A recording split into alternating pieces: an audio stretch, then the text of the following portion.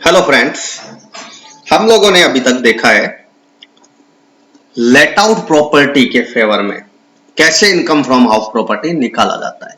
Let out property रहती है तब हम लोग उसको टैक्स कैसे करेंगे, उसमें हम लोगों ने पूरा कैलकुलेशन किया।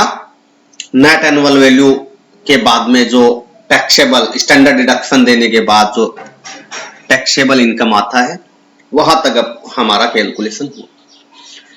मैंने पहले भी समझाया कि सेल्फ ऑक्यूपाइड रहेगा तो आपको कैसे कैलकुलेट करना है, लेकिन मैं फिर से रिकॉल करा देता हूं कि सेल्फ ऑक्यूपाइड के केस में क्या होता है। अंडर सेक्शन 23(2)(a) क्या बोलता है कि आपको टू प्रॉपर्टी सेल्फ ऑक्यूपाइड के लिए आप ले सकते हो, उसका नेट एनुअल वैल्यू आप नील ले सकते हो। अब सपोज करो आपके पास में 5 प्रॉपर्टी है, 5 में से 5 को आपने यूज किया है और सेल्फ ऑक्यूपाइड के लिए मींस खुद के यूज के लिए, तो क्या 5 को आप self occupied net annual value 0 ले सकते हो? क्या नहीं, आप केवल 2 प्रॉपर्टी को नेट एनुअल वैल्यू 0 ले सकते हो और रिमेनिंग जो 3 प्रॉपर्टी रहेगा उसको आपको डिम्ड लेट आउट मानना ही पड़ेगा, उसको आपको टैक्स करना ही पड़ेगा। अब सबसे पहले कि आप सेल्फ ऑक्यूपाइड आपको कब माना जाएगा कि किसी प्रॉपर्टी में आप खुद रह रहे हो या फिर आपका खुद का बिजनेस है, मतलब खुद बिजनेस कर रहे हो या खुद रह रहे हो, तो आपका सेल्फ ऑक्यूपाइड मान लिया जाएगा। या फिर आपने पूरे साल में उसको रेंट पे नहीं दिया है, आप खुद रह रहे हो या फिर आपने खुद का बिजनेस उसमें किया है, या फिर आपने उसको पूरे साल के लिए रेंट पे नहीं दिया है, ऐसे ही वैकेंट पड़ा था और उससे कोई अलग बेनिफिट भी नहीं ले रहे हो, आपको कोई अदर बेनिफिट भी उससे नहीं होना चाहिए। अब इसने बोला कि देखो पूरी तरीके से कोई हाउस प्रॉपर्टी है वो फुल्ली सेल्फ ऑक्यूपाइड है तो आपको कैसे टैक्स का ट्रीटमेंट करना है, तो बोला कि आपको नेट एनुअल वैल्यू नील लेना है उसको सेल्फ ऑक्यूपाइड प्रॉपर्टी मानते हुए, ठीक है। फिर इसने बोला कि यदि पार्शियली आपका सेल्फ ऑक्यूपाइड है और पार्शियली आपका वैकेंट पड़ा है, मींस मेरे पास में एक प्रॉपर्टी है, मैं उसमें आधे में तो खुद रहता हूं और आधे को वैकेंट है, तो उसका क्या करना है, उसको भी आपको क्या करना है, सेल्फ ऑक्यूपाइड मानते हुए आपको उसको ट्रीट करना है, टैक्स का ट्रीटमेंट वैसे ही करना है। फिर उसने बोला कि पार्शियल सेल्फ ऑक्यूपाइड है और पार्शियल ही लेट आउट है, तो आपको कैसे करना है, तो जितना पार्ट आपने खुद के यूज के लिए रखा है उसको सेल्फ ऑक्यूपाइड करना है और जितना पार्ट आपने रेंट पे दिया है उसको लेट आउट की तरह ट्रीट करना है और उसको वैसे ही टैक्स करना है, ठीक है। 3 पॉइंट अपना कवर। 4th पॉइंट बोलता है कि आपने पार्शियली तो खुद यूज किया और पार्शियली उसमें खुद का बिजनेस डाला। अभी देखो मेरे पास में कोई प्रॉपर्टी है, उसमें मैं खुद रहता हूं मींस मेरा फैमिली रहता है और आधे में मैंने बिजनेस डाला है, तो उसका टैक्स ट्रीटमेंट कैसे करेंगे। मैंने खुद ने बिजनेस डाला है तो उसको पूरे को सेल्फ ऑक्यूपाइड मान लेना है मेरे को, ठीक है। ये हो गया कि 4 डाउट हो सकता था आप हमें कि सेल्फ ऑक्यूपाइड कैसे माना जाए, चारों का हम लोगों ने देख लिया कि कैसे ट्रीटमेंट करना। फिर ये बोल रहा है कि ये जो अंडर सेक्शन 23(2)(a) है वो क्या सभी को अवेलेबल है क्या, तो हम लोगों ने बोला नहीं भैया, ये इंडिविजुअल और एचयूएफ को ही है, कंपनी और फर्म को नहीं है। तो ये सेक्शन, ये बेनिफिट सेल्फ ऑक्यूपाइड वाला केवल इंडिविजुअल और एचयूएफ को अवेलेबल है, ना कि कंपनी और फर्म को। फिर हम लोगों ने बोला कि भैया ऐसे हो सकता है क्या कि कुछ समय के लिए हम लोग, जैसे सपोज करो मेरे पास में ना ए बी सी डी करके 4 प्रॉपर्टी है, 4 में से मैंने क्या किया, ए बी को तो सेल्फ ऑक्यूपाइड माना क्योंकि मेरे पास ऑप्शन था कि 2 प्रॉपर्टी को मैं सेल्फ ऑक्यूपाइड मान सकता हूं और 2 को मेरे को क्या करना पड़ेगा, डिम्ड लेट आउट मानना पड़ेगा। तो मेरे को 4 प्रॉपर्टी से कोई तो 2 लेट आउट बनाना पड़ेगा, तो मैंने क्या किया, सी और डी को डिम्ड लेट आउट बना दिया। अभी नेक्स्ट ईयर में मेरे को लगा कि नहीं यार ऐसे तो मेरा टैक्स ज्यादा आ रहा है, तो मेरे को ए और बी तो लेट आउट दिखाना चाहिए और सी और डी सेल्फ ऑक्यूपाइड दिखाना चाहिए। तो क्या ऐसा कर सकते हैं क्या, बिल्कुल कर सकते हो। आपका जब और जो प्रॉपर्टी को मन चाहे उसको आप सेल्फ ऑक्यूपाइड दिखाओ और जिसको मन चाहे आप उसको लेट आउट दिखाओ। फिर इसने बोला कि देखो किसी ओनर ने प्रॉपर्टी यूज कर रहा है लेकिन वो अदर कैपेसिटी में कर रहा है। अब अदर कैपेसिटी का मीनिंग क्या कि सपोज मैं कोई कंपनी में जॉब कर रहा हूं, मेरा घर है, मैं किसी कंपनी में जॉब कर रहा हूं, सपोज रिलायंस के अंदर जॉब कर रहा हूं। मैंने अपना घर को रिलायंस को रेंट पे दे दिया और फिर रिलायंस ने मेरे को फ्री एकोमोडेशन फैसिलिटी प्रोवाइड करते हुए मेरे को वो क्या कर दिया, मेरे को ही रहने के लिए दे दिया। मेरा घर था, मैंने रिलायंस को रेंट पे दिया और रिलायंस ने मेरे को वापस रहने के लिए दे दिया। तो क्या मैं उसको सेल्फ ऑक्यूपाइड बोलते हुए उसका बेनिफिट ले सकता हूं क्या? नहीं, ये बेनिफिट मेरे को नहीं मिलेगा क्योंकि ये मेरे को एकोमोडेशन की तरह ट्रीट हो जाएगा और ये मेरे को लेट आउट दिखाना पड़ेगा। फिर यदि मेरे पास में एक ऐसा घर है जिसमें ground floor, first floor, second floor, third floor means ground plus 3 का मेरे पास में घर है, तो क्या मैं उसको 2 को तो दिखाना पड़ेगा मेरे को क्या सेल्फ ऑक्यूपाइड और 2 फ्लोर को क्या मेरे को डिम्ड लेट आउट दिखाना पड़ेगा क्या? नहीं बाबा, आपको केवल एक ही हाउस मानते हुए उसको सेल्फ ऑक्यूपाइड दिखा देना है। अब आपको जब आप सेल्फ ऑक्यूपाइड बोलते हो तो उसमें आपका नेट एनुअल वैल्यू नील माना जाता है। तो क्या आपको स्टैंडर्ड डिडक्शन मिलेगा क्या 24A का? नेट एनुअल वैल्यू में से हम लेट आउट के टाइम पे क्या लेस करते थे अंडर सेक्शन 24, उसमें ए और बी होता था। ए होता था आपका स्टैंडर्ड डिडक्शन 30% का, 30% of NAV net annual value, और नेक्स्ट 24B होता था आपका इंटरेस्ट ऑन होम लोन। तो क्या आपको स्टैंडर्ड डिडक्शन जो अंडर सेक्शन 24A का मिलता था वो क्या सेल्फ ऑक्यूपाइड के केस में भी मिलेगा क्या? नहीं मिलेगा, क्योंकि आपका नेट एनुअल वैल्यू नील है। तो 30% ऑफ नील कितना हो गया? नील। तो आपको क्या 0 में से 0, तो कोई मीनिंग नहीं है, तो आपको स्टैंडर्ड डिडक्शन नहीं मिलेगा, 24A का क्लेम नहीं मिलेगा, ओनली 24B मिलेगा। अब 24B में जब हम लोगों ने रेंट पे देख के रखा था घर को तो उस टाइम पे कोई लिमिट नहीं थी, लेकिन सेल्फ ऑक्यूपाइड के केस में हमें लिमिट है जो कि मैक्सिमम 2 लाख है, मैक्सिमम 2 लाख है। उसमें भी एक कंडीशन है, यदि मैंने घर खरीदने के लिए या बनवाने के लिए, कंस्ट्रक्शन करने के लिए 1 अप्रैल 1999 की डेट को या उसके बाद यदि कोई होम लोन लिया है तो मेरे को 2 लाख तक का मैक्सिमम लिमिट है। सपोज यदि मैंने रिपेयर्स वगैरह के लिए लिया 1 अप्रैल 99 के बाद में रिपेयर्स के लिए, तो मेरे को 30,000। अब उस डेट से पहले लो या बाद में, रिपेयर के लिए पहले लो या बाद में, आपको 30,000 का मैक्सिमम लिमिट मिलता है। लेकिन कंस्ट्रक्शन और हाउस प्रॉपर्टी परचेज करने के लिए आपको, यदि आपने 1 अप्रैल 99 के बाद में या उस डेट को आपने यदि लोन लिया है तो 2 लाख का मैक्सिमम आपको लिमिट मिलेगा। और ये मैक्सिमम लिमिट आपको एग्रीगेट करना रहेगा। मींस आपके पास में सपोज 4-5 हाउस प्रॉपर्टी है तो आपको मैक्सिमम, ऐसे नहीं हर हाउस प्रॉपर्टी के अगेंस्ट में आपको 2 लाख का वो लिमिट मिल जाएगा, नहीं, सबका एग्रीगेट करके 2 लाख तक मेरे को लिमिट मिलेगा। हम लोग इलस्ट्रेशन करेंगे तो आपको अच्छे से समझ में आ जाएगा। ठीक है, हम लोग इलस्ट्रेशन करते हैं 13 नंबर का इलस्ट्रेशन नंबर 13 बोलता है, mister Pandey owner of 3 house in Chennai में 3 घर है मिस्टर पांडे के पास में। देखो बहुत वेल्थी पर्सन है। Furnish the following information, compute his income from house property for the assessment year 20 and 21। Mister Pandey है, उसके पास में 3 घर है चेन्नई में और तीनों को वो सेल्फ ऑक्यूपाइड कर रहा है। देखो तीनों घर को, हाउस 1 को, सेकंड को और थर्ड को, तीनों को सेल्फ ऑक्यूपाइड कर रहा है। और हमसे क्या पूछा गया है कि असेसमेंट ईयर 20 और 21 के अंदर आप क्या करो, उसका income from house property calculate करो। देखो हम लोगों ने पढ़ा था, कॉन्सेप्ट देखा था कि आपका 2 हाउस तक, मतलब 2 हाउस तक आप उसका नेट एनुअल वैल्यू नील ले सकते हो, और 2 से ऊपर रहा तो जितना भी 2 से ऊपर है उसको आपको क्या बनाना पड़ेगा, deemed let out.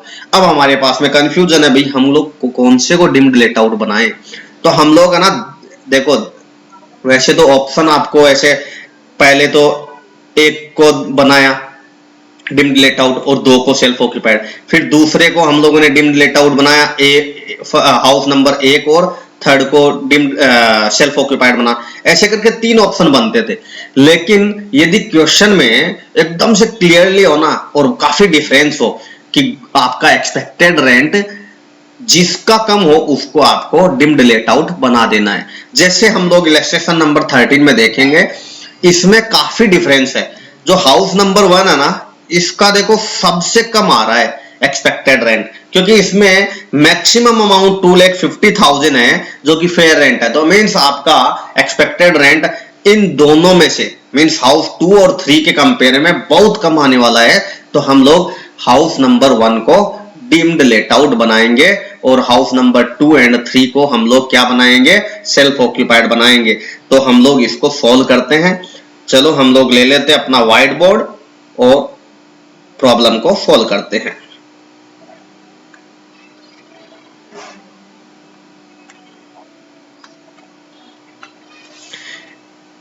Illustration number 13,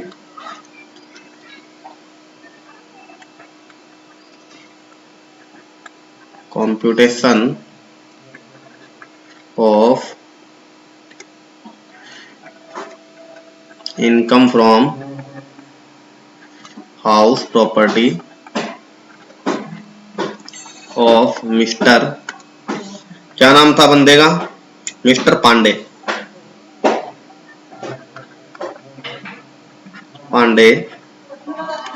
for the assessment year 20 और 21। हम लोग क्या लिखते थे इधर, पार्टिकुलर्स हाउस नंबर, फर्स्ट को हम लोग क्या दिखाएंगे, सेल्फ ऑक्यूपाइड। तो यहाँ पे हम लोग दिखा देते हैं, सॉरी डिम्ड लेट आउट, क्योंकि सबसे कम इसका ही था। तो हम लोग इसको दिखाएंगे let out, house number first को लेट आउट। लेट आउट के लिए हम लोग क्या करते थे, सबसे पहले हमें निकालना पड़ता था एक्सपेक्टेड रेंट। देखो पहले हम लोगों ने सीखा है, इलस्ट्रेशन नंबर 12 तक पूरा लेट आउट का ही इलस्ट्रेशन था। हम लोगों ने देखा कैसे रेंट पे दिए हुए हाउस प्रॉपर्टी का टैक्स कैलकुलेशन करते हैं। तो सबसे पहले हम लोग निकालते थे एक्सपेक्टेड रेंट। इसमें एक्सपेक्टेड रेंट निकालने के लिए हमें क्या रिक्वायर्ड था, म्युनिसिपल वैल्यू,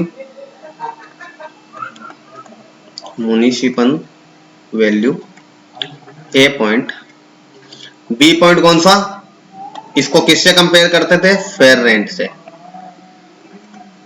फेयर रेंट। इनमें से हम लोग क्या देखते थे, higher of above A and B.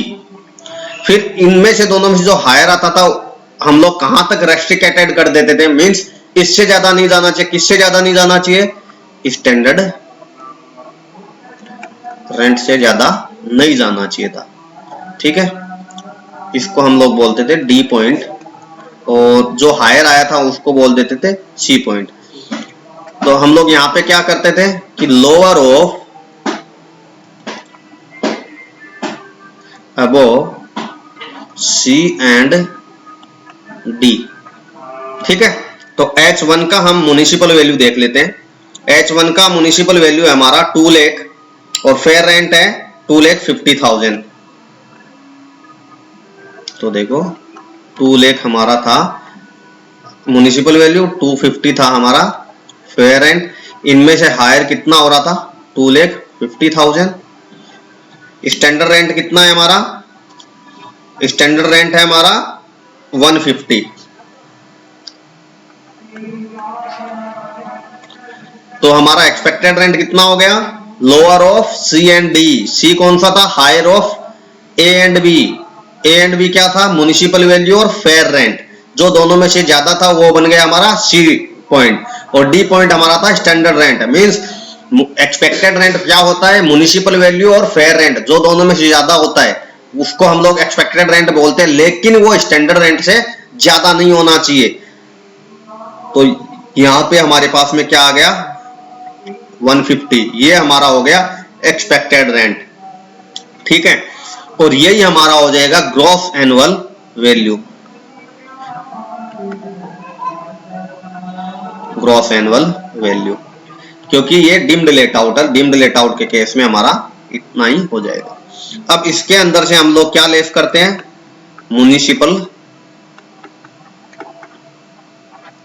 Municipal tax paid by owner. Municipal tax का क्या फॉर्मूला था कि आपको केवल पेड किया हुआ और वो भी ओनर के द्वारा उतना ही लेस करने को मिलता था ग्रॉस एनुअल वैल्यू के अंदर से। तो कितना है हाउस नंबर फर्स्ट के, 10% of municipal value. Municipal value कितना है, 2 लाख। 2 लाख का 10% कितना होता है, 20,000। तो आपका नेट एनुअल वैल्यू कितना आ जाएगा, आपका नेट एनुअल वैल्यू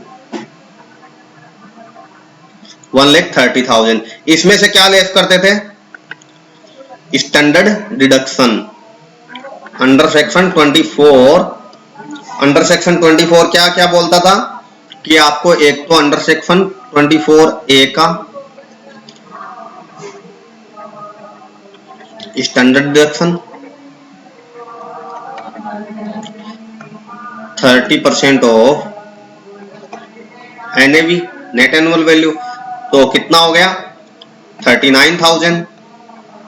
और क्या लेस करने को मिलता था under section 24B, interest on home loan. Home loan कितना था 90,000।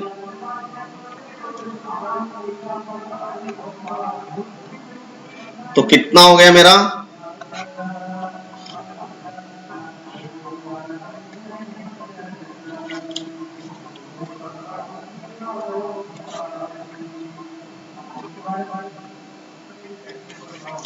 मेरा कितना आ जाएगा, ये लेस करेंगे हम लोग 130 में से लेस करेंगे 39 और 90,000, तो मेरा आ जाता है 1,000 रुपीज टैक्सेबल। तो जो लेट आउट था मेरा उसमें इनकम फ्रॉम हाउस प्रॉपर्टी मेरा कितना आ गया, income from house property H1 के लिए। अब मेरे पास में जो 2 घर और थे उनका क्या करेंगे, देखो अब मैं क्या मानूंगा, सेल्फ ऑक्यूपाइड। किस किस को, S2 एंड S3। तो उसके लिए हमारा क्या था कि उसमें हमें नेट एनुअल वैल्यू